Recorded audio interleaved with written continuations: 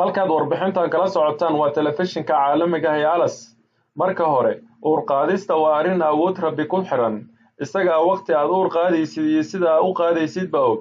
midda xigta waxaa muhiim ah inaad ogaatid dhowrkan arrimood oo kaa caawin kara fahanka waxyaabaha ku haraysan ama saamaynta ku leh uur qaadista iyo waqtiga aad u baahan tahay inaad dhakhtar raadisid. marka hore waxyaabo badan oo isbeddel ah waa inuu jidhka sameeyaa si uu uur iskugu diyaariyo, kuwaasoo ay ka mid yihiin hormoonnada ku shaqada leh uurka iyo xaaladda caafimaad iyo midda nafsiyadeed ee aad ku sugan tahay. midda ku xigta waa in aad lamaanahaaga aad si joogtaha u kulantaan si ay rajada inaad uur qaadi kartid u kororto.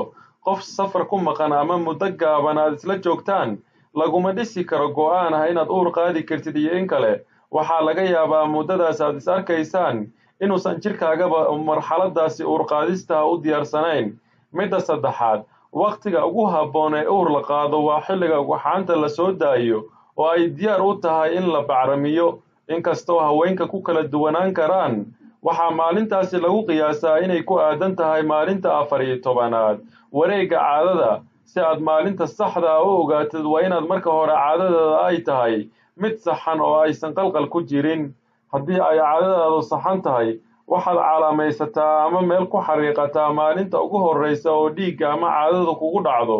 kadib maalintaa marka laga xisaabiyo kala bartanka ama maalinta ugu dhaxaysa ayaa fursadda ugu fiicani jirtaa. maalintaas maalmaha ka horreeya waxaad dareemi kartaa xoogaa qoyaan nadiif ah oo xagga hoose kaga yimaada.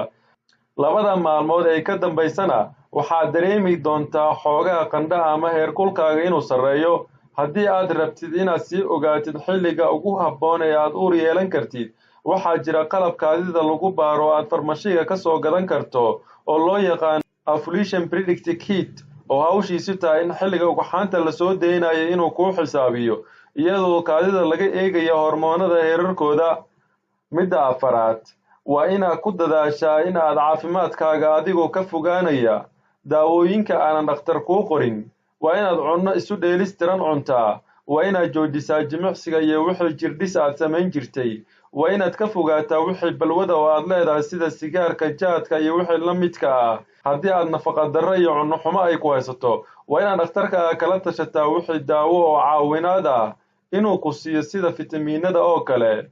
midda shanaad, waxaa dhakhtarka la xiriirtaa 2 sano kadib haddii ay da'daadu ka yar tahay 30 sano oo aad adiga iyo xaaskaaga aad caafimaad qabtaan, si joogtaana aad isu aragtaan si loo baaro haddii ay jiraan xanuuno ama cillado kale oo kaaga hortegi kara inaad uur yeelato. haddii aad 35 sano ka weyn tahay, dhakhtarkaaga la xiriir 1 sano kadib. midda ugu dambaysa, ogow mar walba inaad alla weydiisato inuu carruur ku siiyo. dhakhaatiirta waxay awoodaan inay baaris kugu sameeyaan, daawona kuu qoran haddii ay cillado jirto, laakiin alle ayaa caafimaad iyo umadba bixiya. halkaad nagala socotaanna waa telefishinka caalamiga ee alas. ha naga iloobin inaad sabskaraib noo saarta janaalkan haddii aad nagu cusub tahay, lana wadaagta asxaabtaada. mahadsanid.